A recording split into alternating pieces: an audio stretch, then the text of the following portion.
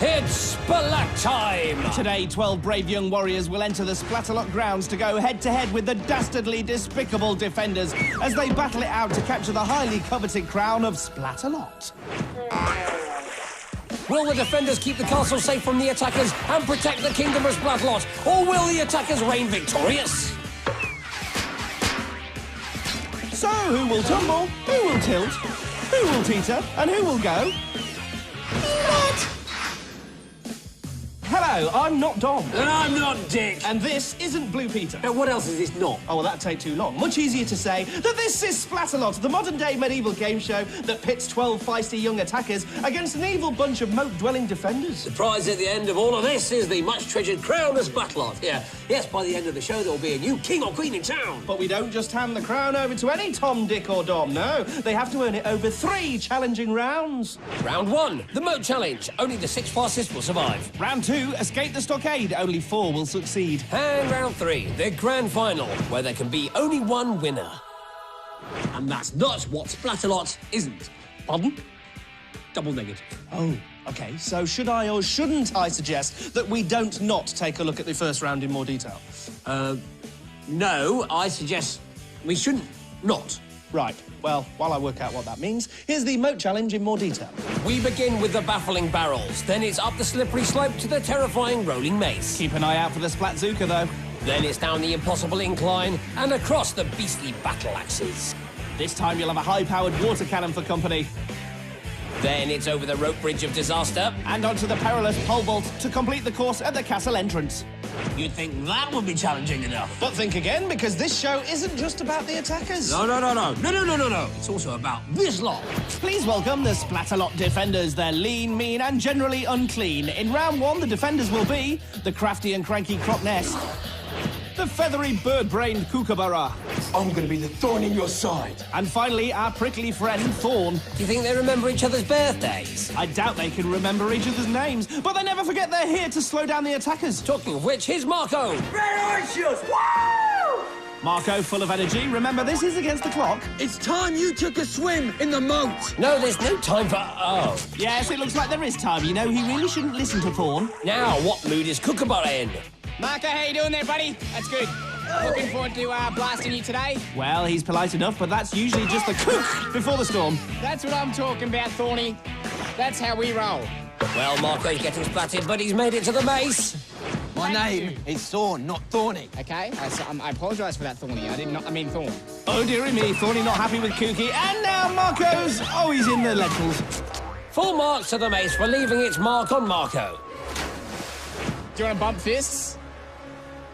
Why not? Yes! Well, they seem to have made up. Time for Croc Nest to get involved. Hi, Marco. Marco now has 3 defenders to worry about. Ooh, Flappy Flag Strangler! Eesh, now, what was Marco thinking? He leaps for the battle axes, but he's nowhere near and dives straight into the moat wall.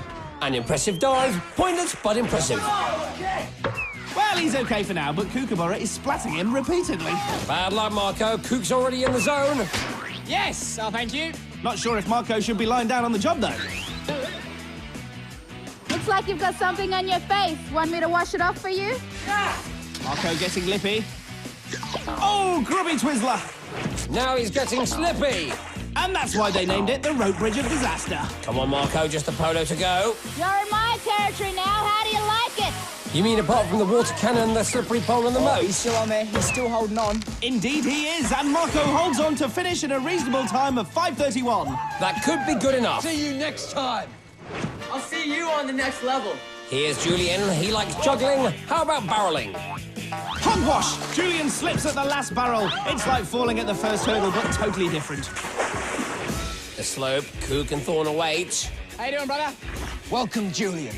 Do you think you're tough enough for the crowd? Basildon! Thorn and Kook both testing Julian in their own sweet way.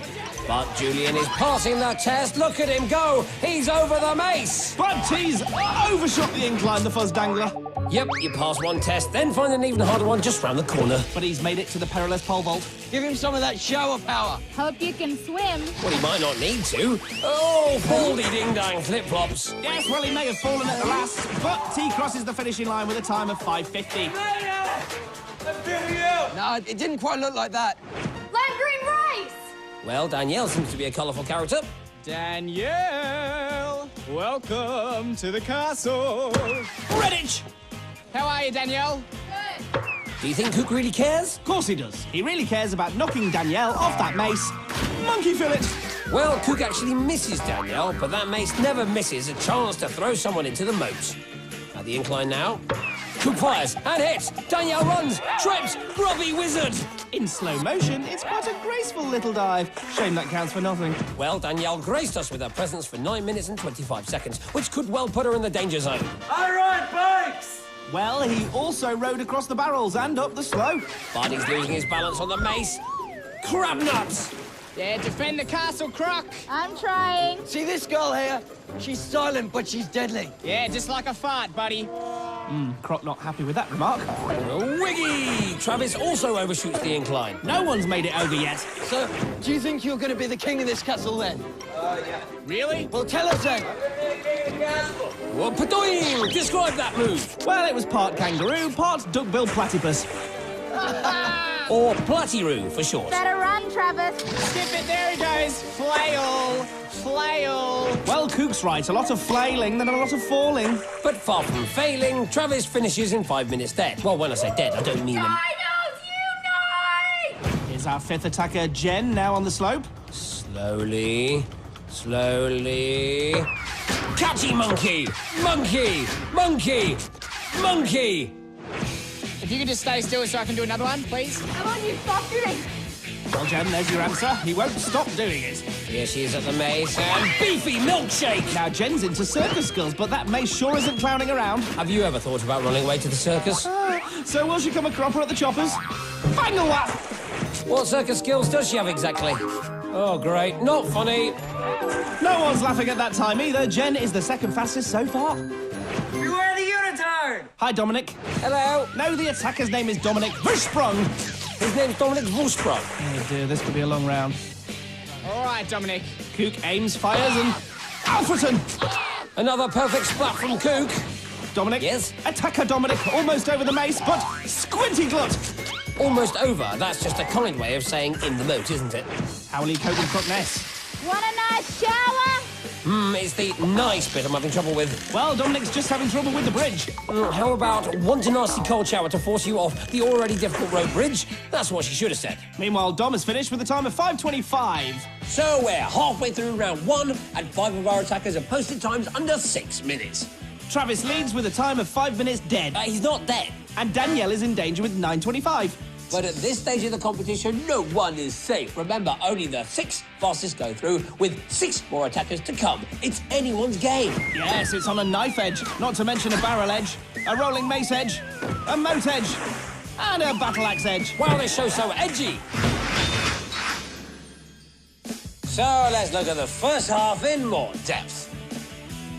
Travis is currently the fastest with a time of 5 minutes. He also is now affectionately known as Platy-Roo. Wait. Jenn is in second place. And now has a bit of a reputation for clowning around. Take it off. But Danielle is in the danger zone. She likes lime green rice, but won't like her time of 9 minutes 25. That's the first half in more depth. Wouldn't it just be easier to show the leaderboard again? Oh, yes. Right.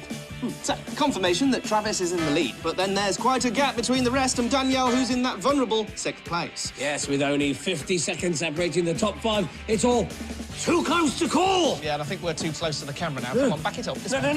No, too close, I tell you. Okay, so while Dom calms down, let's return to the moat. The defenders are ready, and so is our next attacker, Sydney. That's my favourite battle cry so far. Nice one, Sid. It's Sydney. And she crosses the barrels like the true banana warrior that she is. Woo! Sydney, you're a fast one. I suspect Cook has plans to slow her down. Cheadle! How are you? My name's Coop. You can call me Coop. Thank you. Hey, What was that? don't hit me. Okay. Well, she can ask, but the paintballs keep coming, and... Wimple tweezers into the moat. She tries to hold on, but holding on simply guarantees a trip south into the badoosh. Bad luck, Sid. Sydney! So she was good on the barrels, not so good on the mace. How about the battle axes?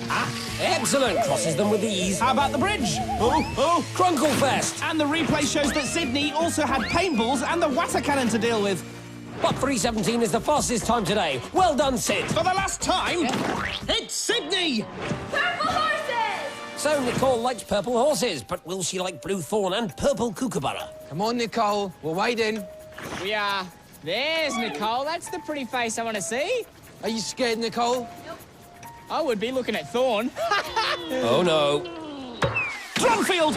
Well, Cook manages to splat Nicole and defend Thorn at the same time. Now, that's multi-skilling. Bit baby! Bad luck, Nick. Oi, do you want another pie? No, sorry, Nicola. She hates you. I wouldn't like me after that.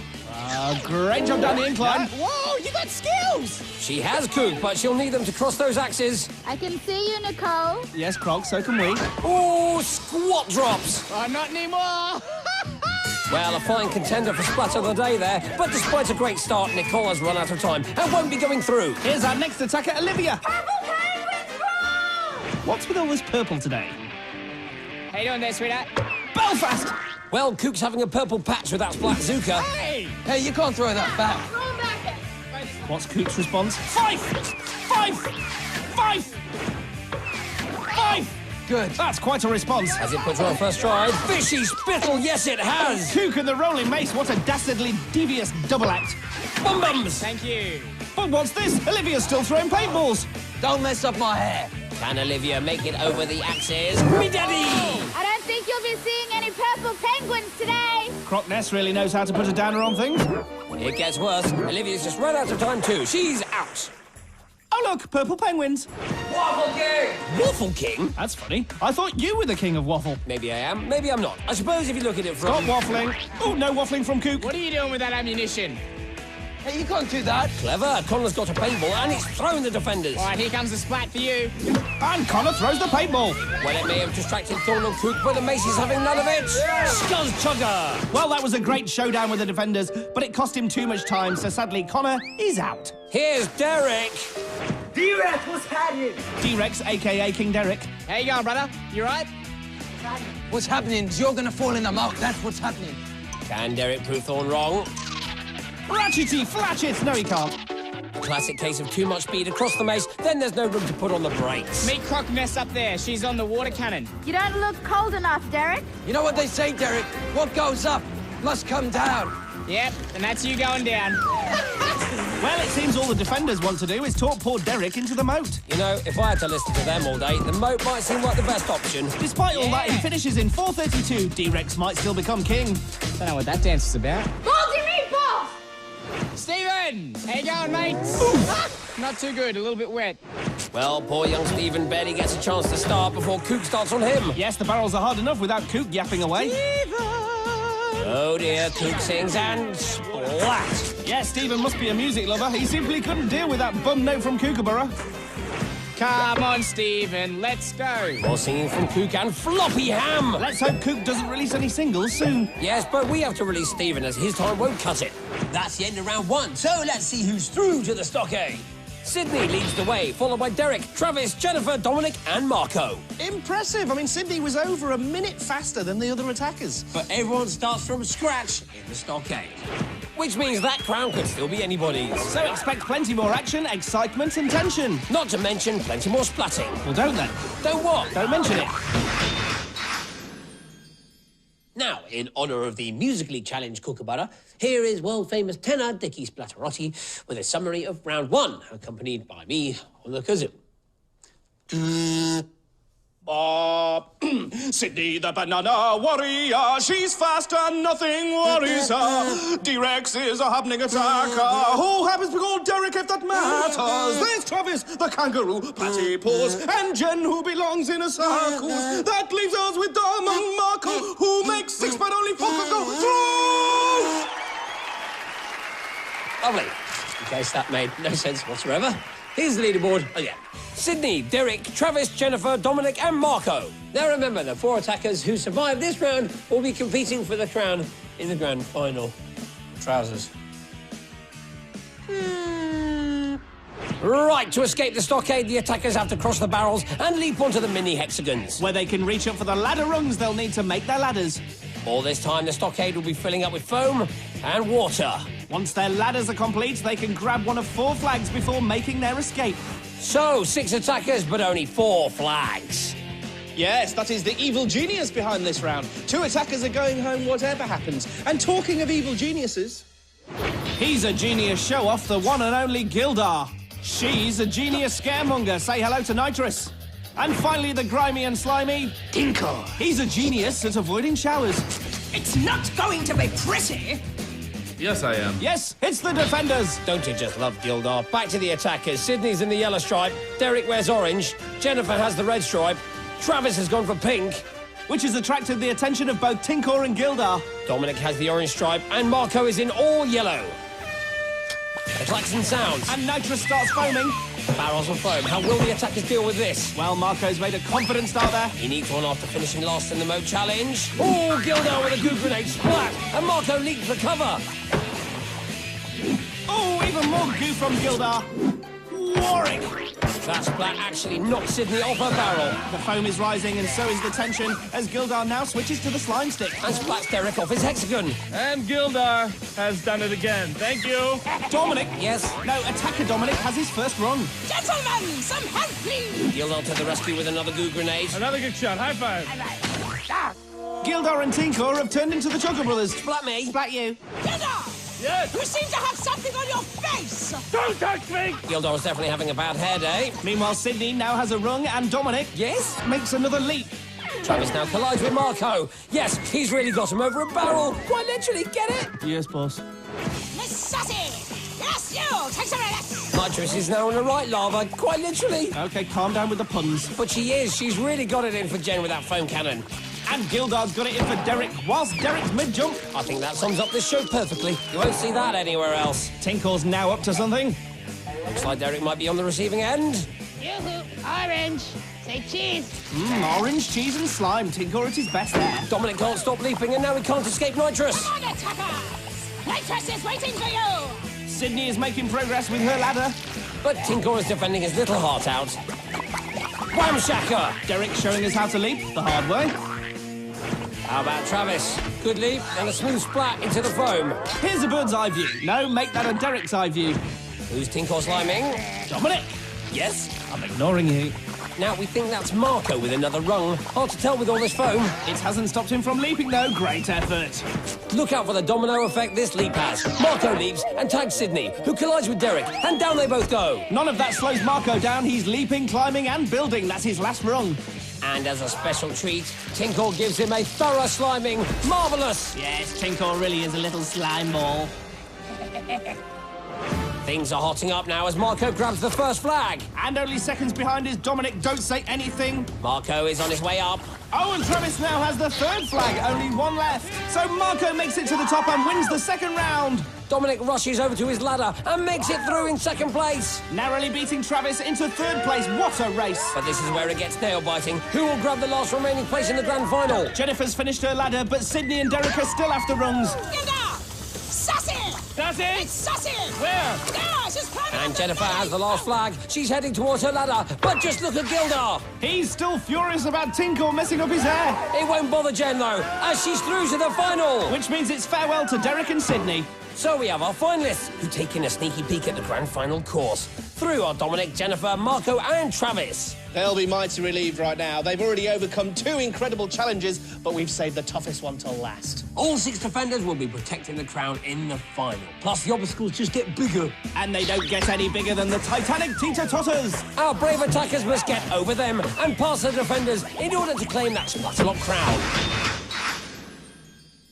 Go on then, Dick. Splat me with some splat stats. Here's your hat. OK, well, we said goodbye to Sydney and D-Rex in the stockade. They were the fastest attackers in the moat challenge, so it just goes to show that speed isn't everything on Splatalot. In fact, Marco, who finished last in round 1, then went on to win round 2, so he could well be the new favourite. On the whole, the defenders have been well behaved today. Not much bickering, but that could all change in the final. Doesn't take much to set them off, you know, especially when all 6 are involved. Take your hat off. Back to the attackers. Dominic, Jennifer, Marco and Travis are today's finalists. The end of the show is in sight. Oh, yes, but not before we see a whole lorry load more splatting, courtesy of the guys we love to hate, but we secretly love a bit. They are Nitrous, Thorn, Tinkor, Crockness, Gildar and Kookaburra. And, of course, there's the course. Clever. Our 4 brave warriors start with a cleansing mud bath. They then slide over the slippy slides towards the titanic teeter-totters. The barrier of all barriers and the leaping lily pads await. But beware, the defenders are well armed at this stage. The water wall is then all that separates them from the Splatalot crown. Well, the defenders are getting into position. Gildar's washed his hair, so let's bring out the attackers. Dominic is wearing orange and blue. Marco is in yellow. Then Travis is in pink. And Jennifer in purple and orange. There's a klaxon, and they're off into the mud bath. Thorn and Kookaburra are waiting to hose them down with foam cannons. There's snow way out. Get it? There's snow way out because it looks a little bit like snow. It's snow time for puns, Kook. This is the final. Oh, and Marco has the dubious honour of being the first to fall off the teeters. Dominic just holding on, but Cook slimes him off. Splat! Travis is the next to teeter, and they're all starting to fall. Jenn still up. Whoa, no, she isn't. So the teeters once more claim 4 victims. Dominic now making progress until Tinkle splats him. Yes, the replay reveals top work from Tinkle there with an ankle-biting paintball. Yes, Tinky! High 10! Oh, splat! Marco is down again. These teeters are really taking their toll. And so is Thorn now as he vaporises Dominic. Oh, and this is new. Gildar is adding more slime to the paintballs before Coop fires them. Is that allowed? Dawlish! Puddler! Oh, load it up again! Load it up again! Well, Marco won't be happy with this new tactic. The defenders certainly seem to have the upper hand in these early stages. Travis nearly. No, he's off. Cropnest still sliming Dominic. And Kookaburra still has his sights set on Marco. Plymouth! And the poor lad's down again. Marco must be wondering what's going on. The poor lad has been splatted 3 times now in exactly the same place. Travis totters again, but here's Jenn. She looks more balanced. Nuki! Well, a lesser warrior would have been knocked down there, but not Jenn. And she makes it to the barrier, but slides back down. And the rules state she has to start all over again. So can Travis capitalise on that? Yes, yes, yes. No, he can't. How about Dominic? He's on top of the barrier, but Nitrous has spotted him. No, my dear! There's no stopping in war! He leaps, and yes, he's onto a lily pad. But the defenders will be onto him now. Jenn still can't get over the barrier, but what about Travis? He succeeds this time. Come on, Platty-Roo. He leaps, and yes, he's onto a lily pad, joining Dominic. It's not easy, is it, my boy? Understatement of the year there from Nitrous, but Dominic is still making progress. Here's Marco heading for the barrier. He's up. But he slides straight over. You have to plant 2 feet onto the barrier before leaping, so that won't be allowed. But Dominic leaps and plants both elbows on the platform, which is allowed. Jenn is still teetering skillfully, but she's way behind Marco, who is now approaching the water wall. Jenn won't give up, but Marco is now even further ahead. Too late for Travis? Possibly, but it's definitely too late for Marco. Jenn is on the barrier at last, but Dominic has finished his climb. He reaches for the crown, and yes, it's all over. History has just been made. Go on, say it, say it. OK, all hail King Dominic. I'm the king. Who's the king? Yes, I'm the king. That's who's the king. You are not the king. Ha! Are you the king? No, I'm the king. Is Dick the king? No, Dom's the king. I'm never going to hear the end of this. Here's Splat of the Day. Today's Splatlight happened in the Moat Challenge when Nicole took on the battle axes and came a cropper to the choppers. But wait, there's more. We have to see Gildar's new hairstyle one more time. Don't touch me! What a double act. Ah, so the defender's also getting splatted today. That's an extra bonus. Yes, but nothing beats the fact that our new king is called Dom. OK, let's see how he did it. That's him, not you. Dominic wasn't a high flyer in round 1. And he only came second in the stockade. But he led from start to finish when it really mattered. And still had time for some top splatting before becoming King Dominic. I'm the king of the castle. All hail King Dom. Can we have an attacker called Dick next time, please?